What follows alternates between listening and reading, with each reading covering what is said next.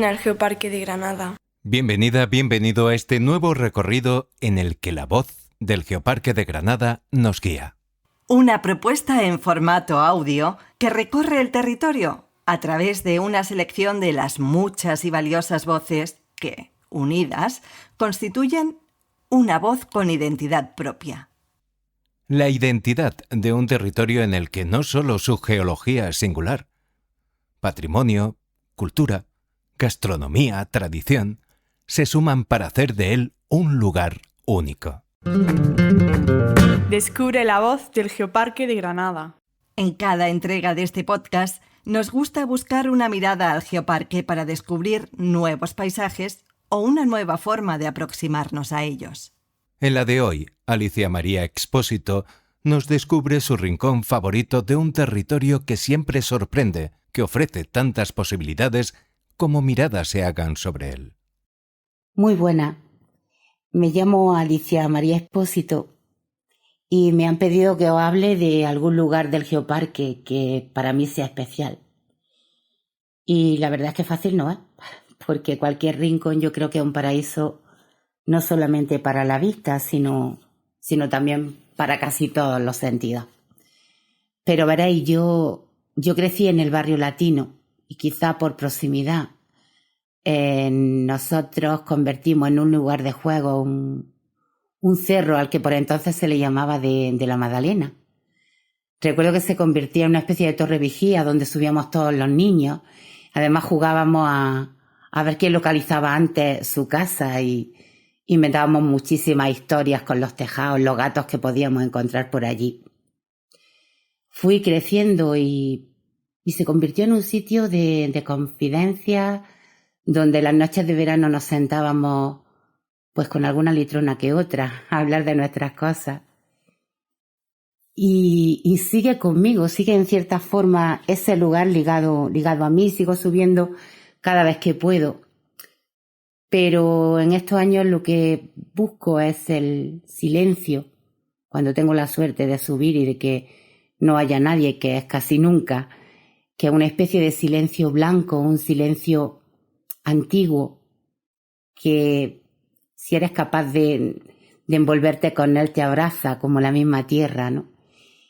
Y la luz que convierte un mismo paisaje en 1000 paisajes diferentes. Yo aconsejo que subáis en diferentes estaciones y además a diferentes horas del día y veréis que de verdad que no os miento. Recibid un afectuoso saludo. Me gusta el Geoparque de Granada. Envueltos por la magia de la voz y la mirada de Alicia, seguimos el recorrido que nos marca la voz del Geoparque de Granada. Y lo hacemos para llegar hasta Huéscar, donde reside actualmente la orcense Nieves Chillón. Al amparo de la Sierra de la Encantada, charlamos con ella de su libro Auletris, en el que es protagonista la voz de una mujer, la ibera Ayunin, y su experiencia como mujer, madre y cautiva. Yo soy de Orce, soy Nieves Chillón y ahora vivo en Huéscar, soy profesora de secundaria.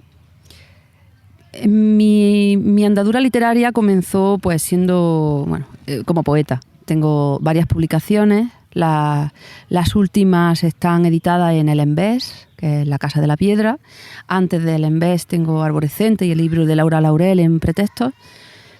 Y ya en estos libros había una idea que era el arraigo a la tierra, el desarraigo, el movimiento de las personas, ¿no? El tema de los refugiados, en Arborescente concretamente, el tema de la sangre y esa herencia, muchas veces de mujeres, porque en mi obra habla una voz femenina y en la novela Auletris también, que son, digamos, distintas capas que se van solapando en todos estos libros de poesía y que también van a aparecer luego en la novela Auletris.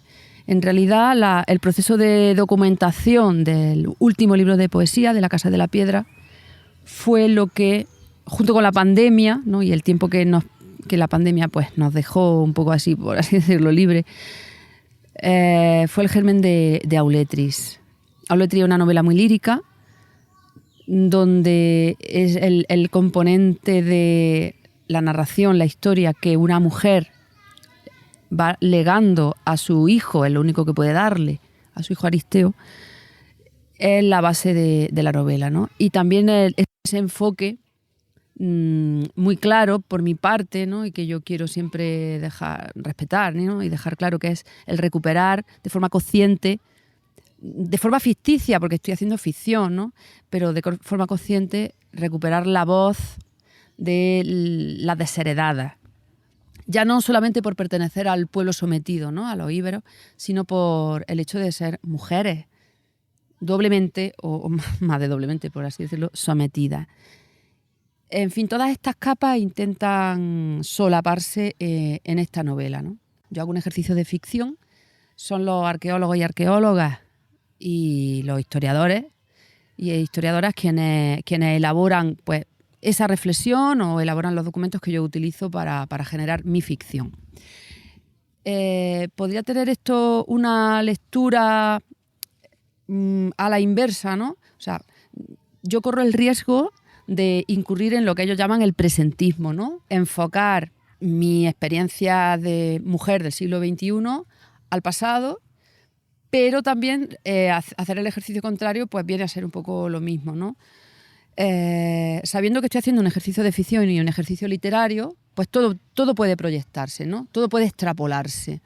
En definitiva, el hecho de hacer una ficción literaria, de documentarse en textos científicos, pero luego dar una versión literaria, con la conciencia plena de estar haciendo un ejercicio de ficción. De hecho, dar voz a una mujer de la extracción social de esta Ayunin Vireliata ya de por sí es un truco. Y en ese ejercicio de extrapolar los hechos que ocurren aquí, ¿no? Pues como Roma somete al principio de una forma brutal y además poco premeditada a los pueblos, a las culturas íberas, claro que se puede extrapolar. Con el riesgo, ya digo, de incurrir en el presentismo, ¿no? De, como dicen los historiadores y las historiadoras, de entender el pasado con los ojos del presente. Hay que intentar evitar ese riesgo en ese sentido y en el sentido inverso también. Pero claro, cualquier proceso de aculturación ha ocurrido muchas veces a lo largo de la historia. Como ya hemos dicho al principio, esta novela tiene voz de mujer. El enfoque feminista significa que una y uno es consciente de que hay que, por justicia, defender que la mujer tiene una capacidad de actuación similar, ¿no? a la que ha podido tener el hombre, una voz igual de importante, una labor y un espacio que se intentan reivindicar. ¿Cómo lo reivindico yo? Pues dándole a mi personaje protagonista esa voz protagonista. En las fuentes históricas, las mujeres íberas no tenían nombre, eran todas la mujer de... pues darle un nombre, darle un espacio para que ella se manifieste, diga sus sensaciones. Las mujeres y los niños eran sistemáticamente, y los hombres también, convertidos en esclavos, pero por supuesto no tenían ningún tipo de posibilidad de manifestar ese asco y esa desolación, ¿no? Por ejemplo, en una escena de violación. El hecho de plantear ese tipo de escenas, no con la perspectiva del morbo, que es muchas veces cómo se plantean ese tipo de escenas cuando es la literatura tradicional narrada por una voz masculina. No siempre, pero muchísimas veces sí que es así. Entonces, yo le doy a mi libro la posibilidad de que la protagonista sea una mujer, de que cuente sus experiencias con ese dolor y con esa vivencia alejada del morbo, y que además tenga la posibilidad de contársela, ¿no? A su hijo en este caso. Y yo pienso que el enfoque y la postura ya de por sí son una reivindicación. Y el contar las escenas de una forma distinta como tradicionalmente se cuenta, pero bueno, no lo hago yo sola, esto es una cosa que muchas escritoras lo tienen muy claro. De hecho, hace poco leía yo una entrevista a Marta Sanz y también lo decía así. Entonces, claro, lo mío es una reivindicación desde la literatura. El Geoparque nos puede descubrir muchas historias y también las puede inspirar.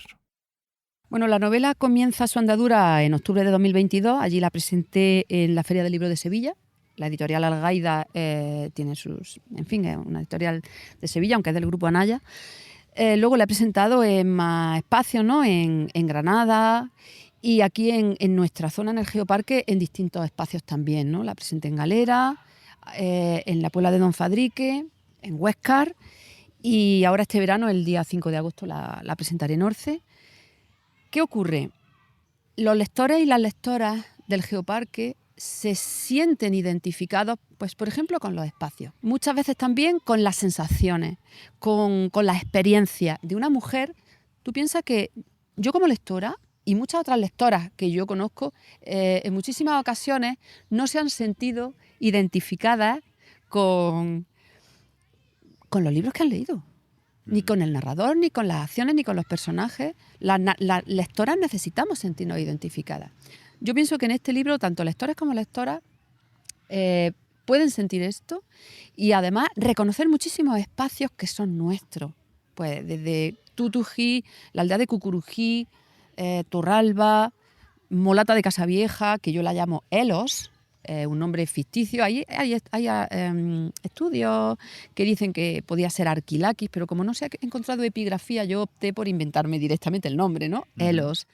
El Cerro de la Cruz de la Puebla, yo lo llamo, de Almaciles, Puebla, lo llamo Burgilia. Yo pienso que la andadura que pueda tener la novela puede ser universal, vamos a ver, humildemente lo digo, en el sentido de que cualquier persona, que no tiene por qué ser alguien local, pueda disfrutarla y sentirse identificada con ella, pero un lector local va además a reconocer estos espacios.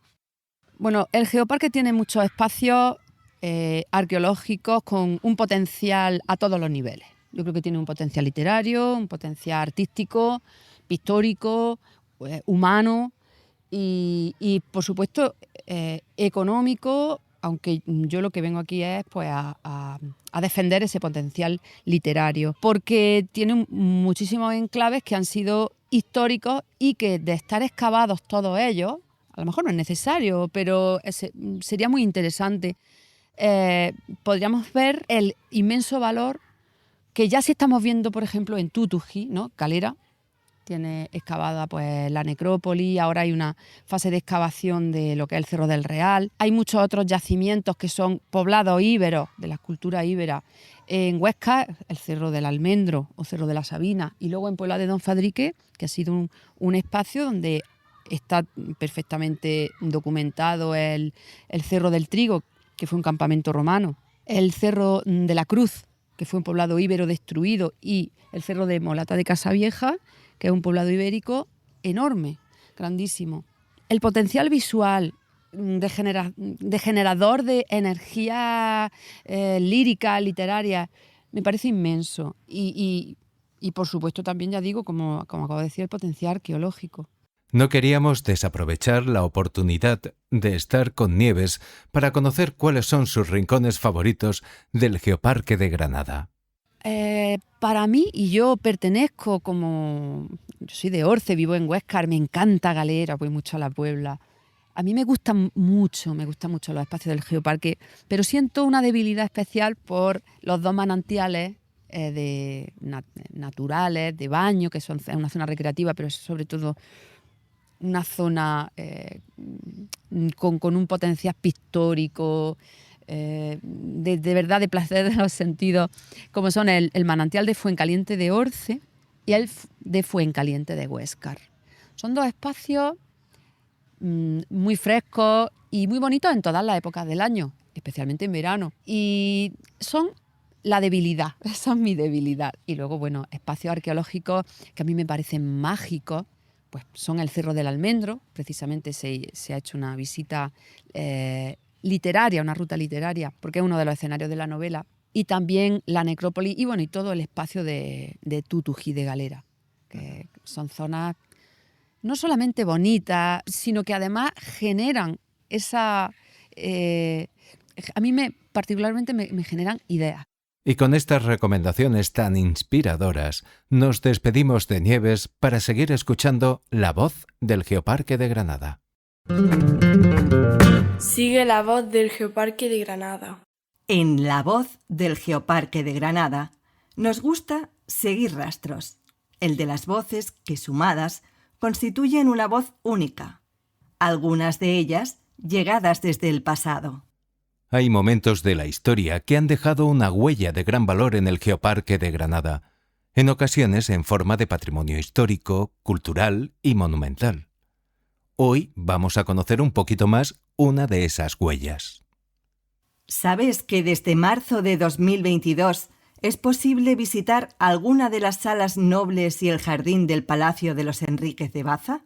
La que fuera la residencia de verano del tío carnal de Fernando el Católico. Su condición de palacio construido extramuros de la ciudad y la propia configuración de la edificación, centrada en torno a los jardines de su fachada posterior en los que existía un gran estanque, lo convierten en el único ejemplo de palacio de recreo al modo de las grandes villas italianas del Renacimiento que existe en toda Andalucía. Este edificio emblemático del patrimonio bastetano fue declarado Monumento Histórico-Artístico en 1975 y en abril del año 2017 pasó a ser propiedad municipal, cuando el ayuntamiento formalizó con la que era su propietaria, Soledad de Cosío-Sirvent, un convenio para la permuta del inmueble. Las visitas guiadas que se realizan periódicamente permiten recorrer las partes nobles del palacio y apreciar sus valores artísticos, históricos y arquitectónicos. Pero vamos a contaros algo más sobre su historia. El palacio fue mandado construir por don Enrique Enríquez y su esposa doña María de Luna, tíos de los Reyes Católicos. Estos personajes y sus descendientes tuvieron una enorme importancia en el devenir histórico de la ciudad y de toda la comarca durante los siglos XVI y XVII. Desde su construcción inicial en 1506, ha sufrido varias modificaciones hasta su estado actual. En su interior guarda magníficas armaduras mudéjares profusamente decoradas con motivos renacentistas. Como decimos, el palacio presenta varias fases constructivas que van desde el gótico final hasta el Renacimiento. En un principio respondía al modelo de casa de campo con torre, para pasar posteriormente a una villa de campo renacentista con planta en U, definida por una larga crujía con una logia en la fachada principal y dos pabellones sostenidos por columnas, adosados a los extremos de su fachada trasera. En su interior encontramos, como apuntábamos antes, extraordinarias armaduras mudéjares y alfarjes con profusa decoración plateresca pintada de candelieri, grutescos, putti y heráldicas. La intervención que se realizó como paso previo a la programación de estas visitas consistió en el acondicionamiento y puesta a punto de las salas nobles del palacio en la planta baja y primera planta, actuación que se suma a otras dos previas de acondicionamiento y repoblación de jardines históricos, así como de colocación de mallas antipalomas con trampantojo en uno de los cenadores que se ha perdido. Para poder visitarlo, hay que inscribirse en la Oficina de Turismo de Baza, ubicada en el Museo Arqueológico de la ciudad, donde se puede obtener más información sobre las fechas programadas. También se han hecho varias visitas teatralizadas con el título «Los señores Enríquez y Luna les invitan a su palacio». Pero de eso os hablaremos un poquito más en el próximo capítulo de La Voz del Geoparque de Granada. Todos somos Geoparque. Nuestro recorrido de hoy termina aquí. Regresamos a Huéscar para dejarnos mecer por la tradición al ritmo de Los Madroños de Huéscar, uno de los temas incluidos en el disco Baila Zagalico del grupo de coros y danzas de Baza. El que quiera madroño vaya a la sierra.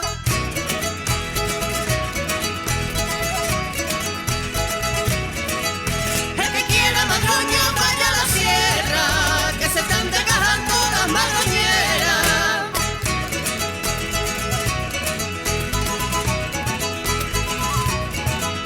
Que se están desgajando las madroñeras. Y el que quiera madroño vaya a la sierra.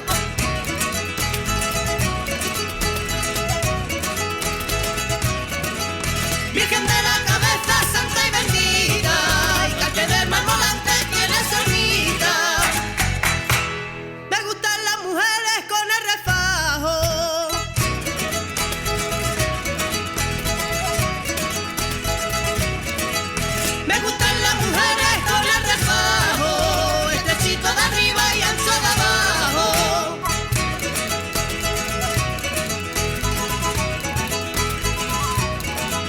Estrechito de arriba y ancho de abajo. Me gustan las mujeres con el refajo.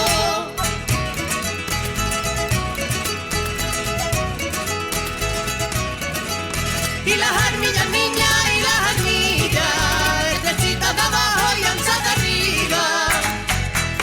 La última seguidilla llevo en la boca.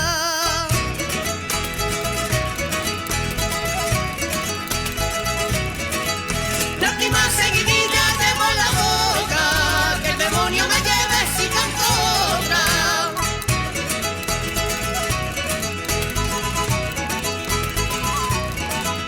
Que el demonio me lleve si canto otra. La última seguidilla llevo en la boca.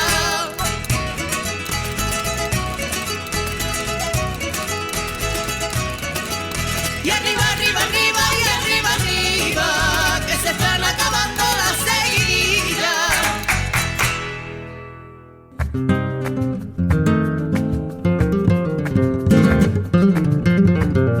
Vive el Geoparque de Granada.